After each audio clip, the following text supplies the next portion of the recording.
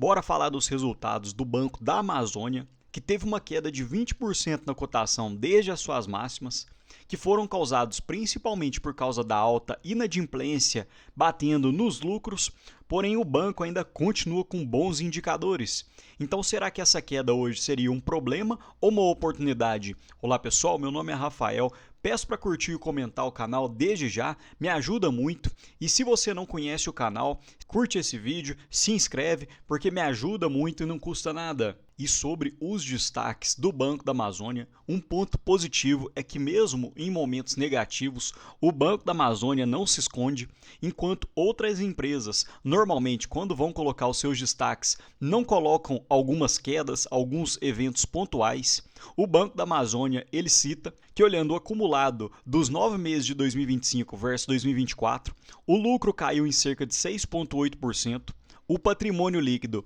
se elevou em cerca de 12%, e quando a gente junta esses dois fatores, a gente percebe que o ROI do banco diminuiu, porque o ROI relaciona o lucro líquido dividido pelo patrimônio líquido. Então, se o patrimônio do líquido do banco subiu e o lucro líquido do banco caiu, consequentemente, o ROI tende a cair. Outro ponto, a carteira de crédito aumentou em quase 20% olhando no acumulado, e nós vamos falar um pouco mais sobre isso à frente, mas o que tem batido muito nos resultados do banco é a inadimplência, que hoje encontra-se em 4%. E sobre o resultado financeiro do Banco da Amazônia, olhando na ótica anual, houve uma queda no lucro líquido em cerca de 29% e tri por tri uma queda de 16%. Porém, como o primeiro trimestre de 2025 foi forte no Banco da Amazônia, a queda no acumulado do ano foi de apenas 6,8%, e o banco justifica que essa queda foi principalmente por causa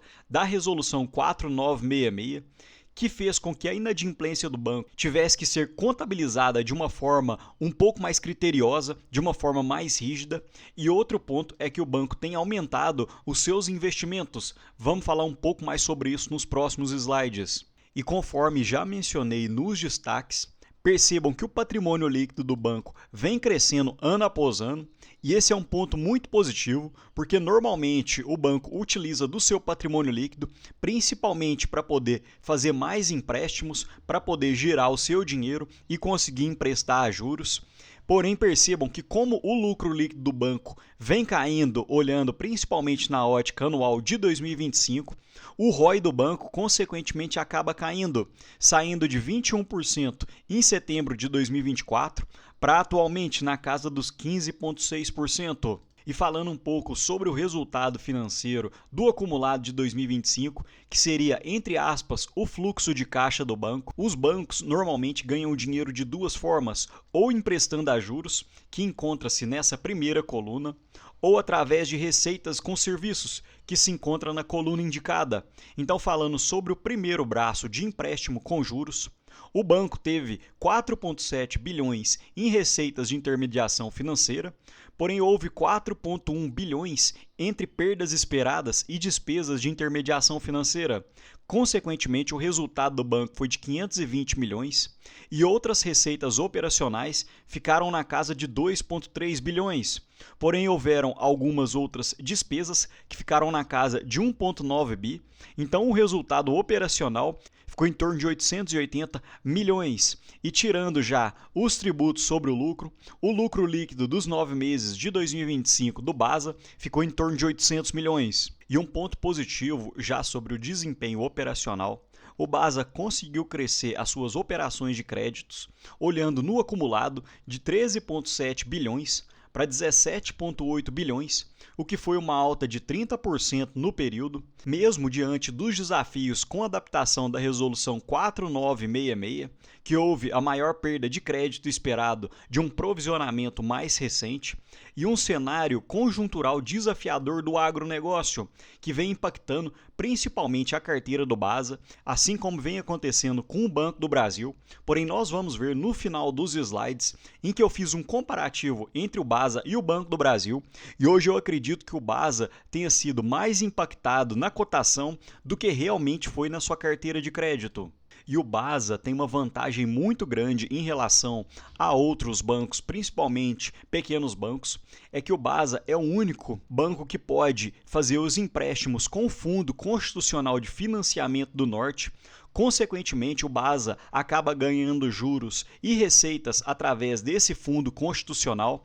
que é um fundo governamental para fomento de atividades, especialmente na região norte. Então, o Basa conseguiu sair de um fomento contratado de 12 bilhões nos 9 meses de 2024 para cerca de 15,1 bilhões, o que foi uma alta de 26,8%. Isso acaba virando receita diretamente no bolso do Basa. E para começar a citar alguns pontos negativos, percebam que as despesas financeiras do Basa cresceram em cerca de 25% na ótica acumulada para cerca de 1,1 bilhão. E esse montante foi principalmente causado por causa da alta em 9,6% em despesas com pessoal e da alta de mais de 52% em despesas administrativas, que foram utilizadas principalmente com serviços técnicos especializados e despesas de processamento de dados, que aumentaram em 85%. E o Basa tem um programa que se chama Programa Transformação, em que ele utiliza os seus canais principalmente para se digitalizar,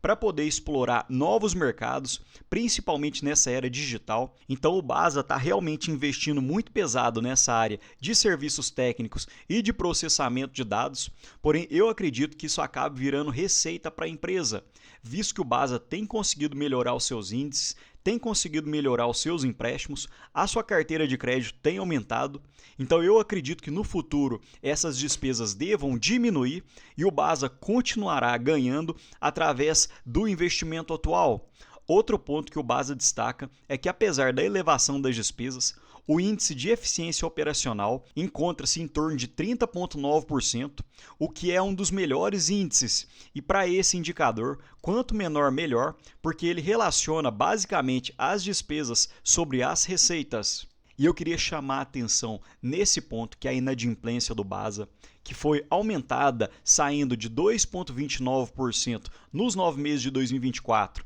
para atualmente em cerca de 4%, ou seja, deve ter crescido uns 80% num curto espaço de tempo, e foi causado principalmente do agronegócio, e o próprio Basa destaca que foram as condições climáticas adversas e a pressão de liquidez no agro que tem acontecido. Outro ponto muito negativo é que quando a gente olha pelo gráfico da inadimplência acima de 90 dias, normalmente o Basa sempre fica abaixo do sistema financeiro nacional, porém quando a gente compara o segundo TRI de 2025 versus o terceiro TRI de 2025, o Basa subiu para uma inadimplência de 4,1%, ultrapassando o sistema financeiro nacional. E percebam que ambas as carteiras têm sofrido, tanto a carteira de pessoa física, saindo de 2,6% para 4,7%, quanto de pessoa jurídica, saindo de 2% para 3%. Outro ponto que a gente tem que ter muita cautela é em relação ao ROI, a rentabilidade sobre o patrimônio líquido, porque normalmente bancos menores detêm uma volatilidade maior, porque percebam que em alguns momentos o Basa deteve um ROI muito baixo, assim como ocorreu em meados de 2017, e nesse período a cotação encontrava-se na casa dos R$18, R$15,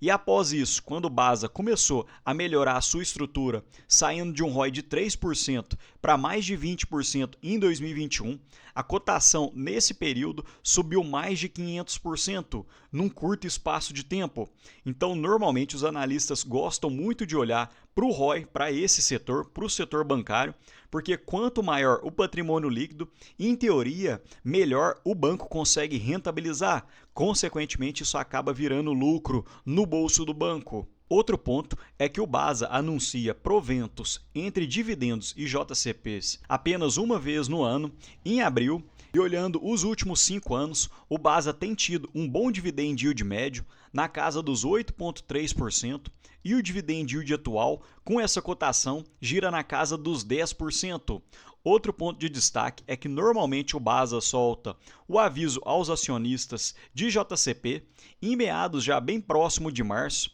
Então, muita cautela, porque quando vai chegando o próximo ano, em 2026, janeiro, fevereiro, já começa a acontecer uma certa corrida para poder pegar os dividendos do BASA, principalmente porque normalmente em uma tacada só o BASA já anuncia 7, 8%. Então, quando é anunciado, o mercado tem uma corrida para poder ajustar a cotação ao novo provento. E aqui eu queria fazer um comparativo do BASA com o Banco do Brasil, porque ambas as empresas detêm uma carteira do agronegócio muito pulsante, muito relevante. Porém, eu acredito que o BASA esteja se tornando uma oportunidade, talvez até melhor do que o Banco do Brasil, porque percebam que desde as máximas, o Banco do Brasil caiu sua cotação em cerca de 24%, enquanto em 2025 os lucros caíram em cerca de 55%. Porém, percebam que o BASA, quando a gente olha das máximas de 2024, o banco caiu cerca de 20%, enquanto os lucros caíram apenas 6% no período. Então, eu acredito que os investidores estão batendo além da conta no BASA, principalmente porque os lucros nem caíram tanto assim e possivelmente ele não seria tão impactado assim como o Banco do Brasil, visto que o Banco do Brasil detém mais de 50% da sua carteira no agronegócio, enquanto o percentual do agronegócio da carteira do BASA é bem menor. E para finalizar, mostrando a minha projeção da minha planilha, eu acredito no lucro líquido para 2025 em cerca de 950 milhões, o que daria um PL projetado de 4,4, ainda 43% abaixo das suas médias, o que poderia gerar uma boa oportunidade, porque se o PL retornar em torno de 7, ainda teria um bom potencial de valorização. E o BASA tem crescido seus lucros em 33% olhando os últimos 5 anos. E com um payout de 35%, que é o que o BASA normalmente coloca,